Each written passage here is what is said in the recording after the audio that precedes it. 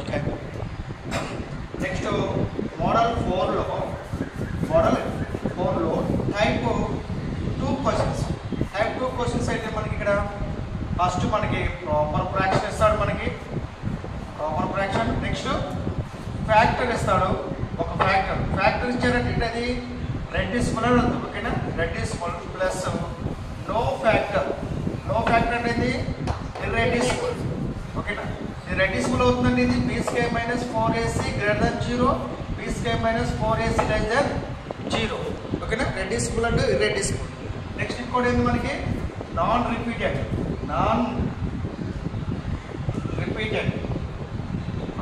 Question number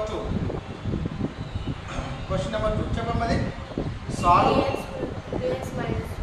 3x - 1 by 1 - x plus x square into x plus 2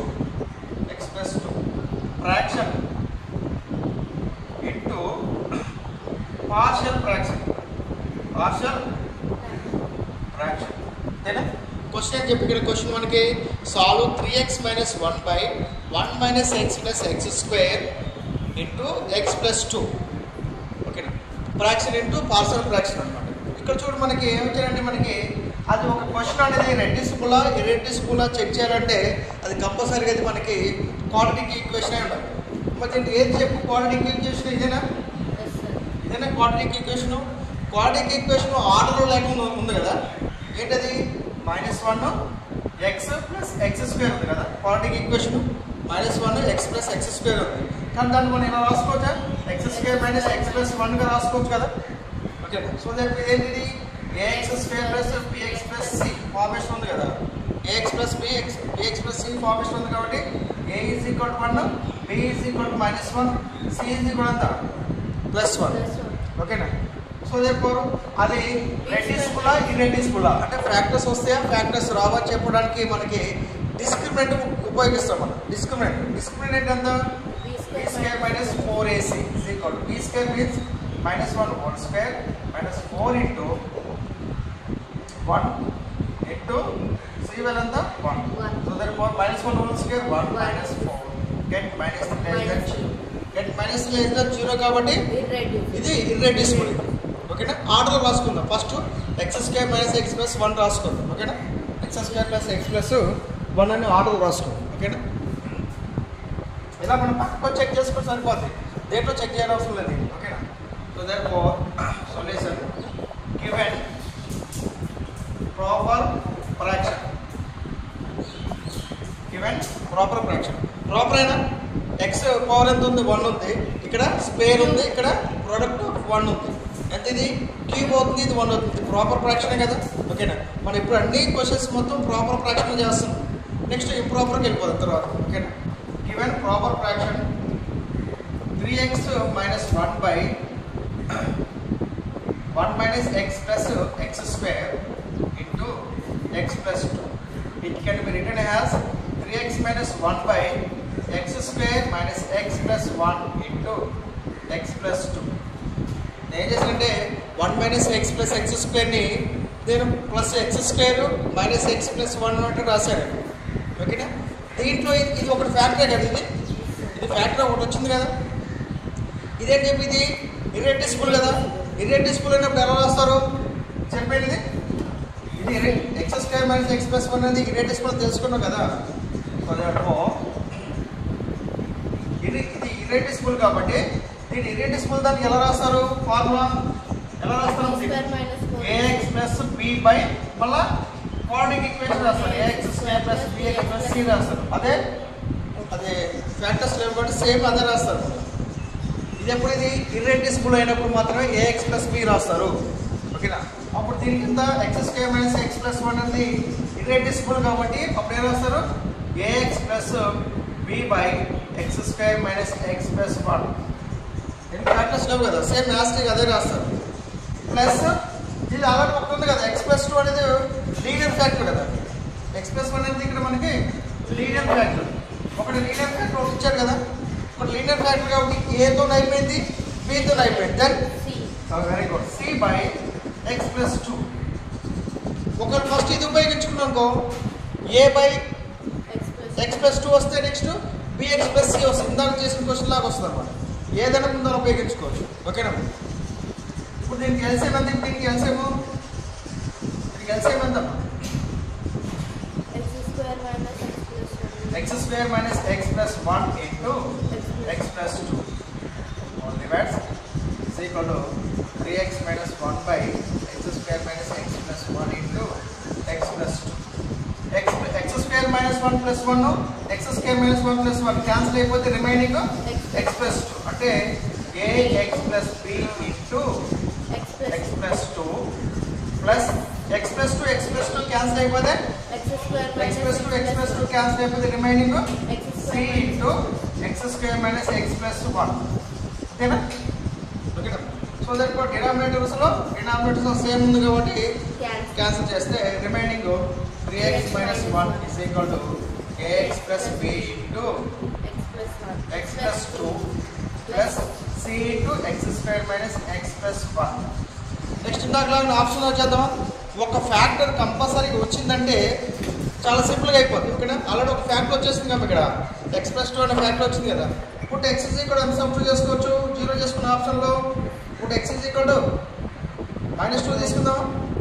ఇప్పుడు X is equal -2 తీసుకుంటే AB eliminate అయిపోయి C value వచ్చేస్తుంది మనకి. ఇప్పుడు ఎక్స్ ఈజ్ ఈక్వల్ -2 తీసుకున్నాం, ఇది మొత్తం 0 అయిపోతుంది. ఓకేనా? ఎక్స్ ఈజ్ ఈక్వల్ -2 దీంట్లో సబ్స్టిట్యూట్ చేయాలి, దీంట్లో సబ్స్టిట్యూట్ చేయాలి, దీంట్లో సబ్స్టిట్యూట్ చేయాలి, దీంట్లో అన్నింటిలో సబ్స్టిట్యూట్ చేయాలి. ఎక్స్ చోట అన్ని చోట్ల మనం ఎక్స్ ఈజ్ ఈక్వల్ -2 సబ్స్టిట్యూట్ చేయాలి. ఓకేనా? అయితే ఇది 3 into -2 minus 1 is equal to a of -2 plus b.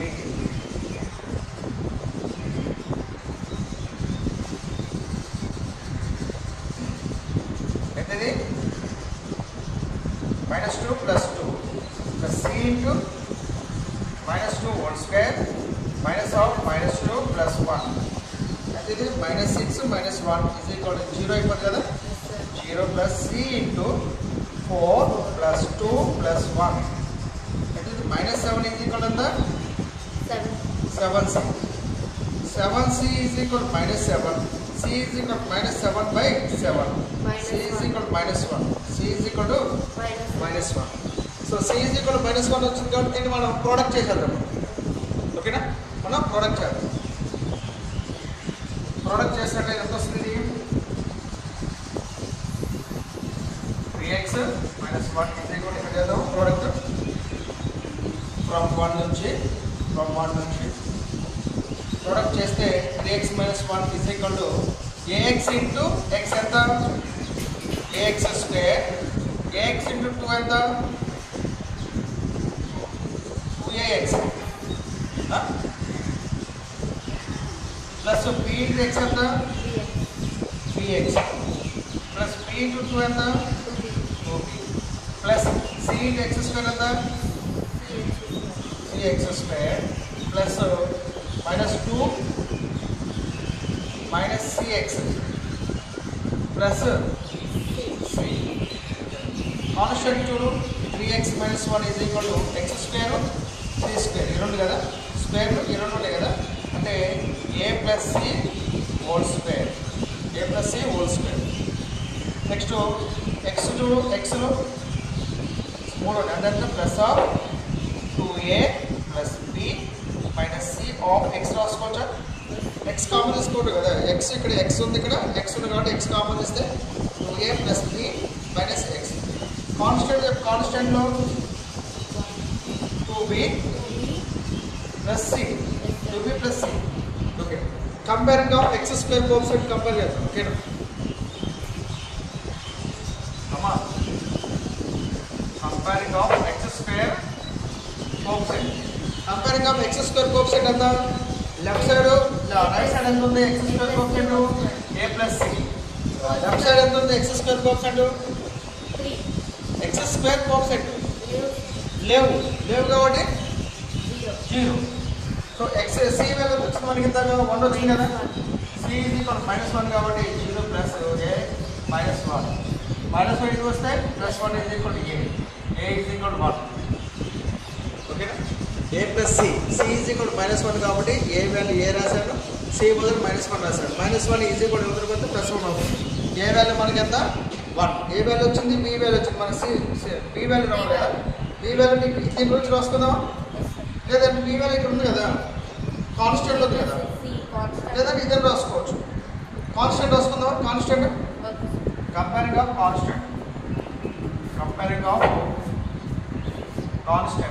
Constant ఎంత? లెఫ్ట్ సైడ్ ఎంత? Left side -1 is equal to comparing of -1 constant చేస్తాం. ఇక్కడ ఎంత? కాన్స్టెంట్ ఎంత? 2b plus c. c value ఎంత మనకి? -1 కదా. c is equal to -1 కదా. -1 is equal to 2b. c value -1. -1 ఇటు వస్తే ఎంత వస్తుంది? అలాంటి ఇటు -1 ఉంది కదా, ఇటు వస్తే +1 +1 వస్తుంది. అంతేనా? కరెక్టేనా? +1 2b. So 0 is equal to 2b. So b is equal ఎంత అవుతుంది? 0 వస్తుంది. 2b is equal to 0. Okay. So A value ఎంత వచ్చింది మనకి? ఏ వాల్యూ 1 వచ్చింది, b వాల్యూ 0 వచ్చింది, c వాల్యూ మనకి ఎంత వచ్చింది? -1 వచ్చింది. సో దట్ మన answer is 3x - 1 by x square minus x plus 1 into x plus 2 is equal to ax plus b by x square minus x plus 1 plus c by x plus 2. So value substitute చేస్తాంత a value ఎంత? 1 into x plus 0 by x square minus x plus 1 plus c value ఎంత? -1 by x plus 2. So therefore 0 రాయకుండా రాస్తే x by x square minus x plus 1 plus -1 by x plus 2. So 3x minus 1 by x square minus x plus 1 into x plus 2. Okay, it is a required partial fraction. Okay, right?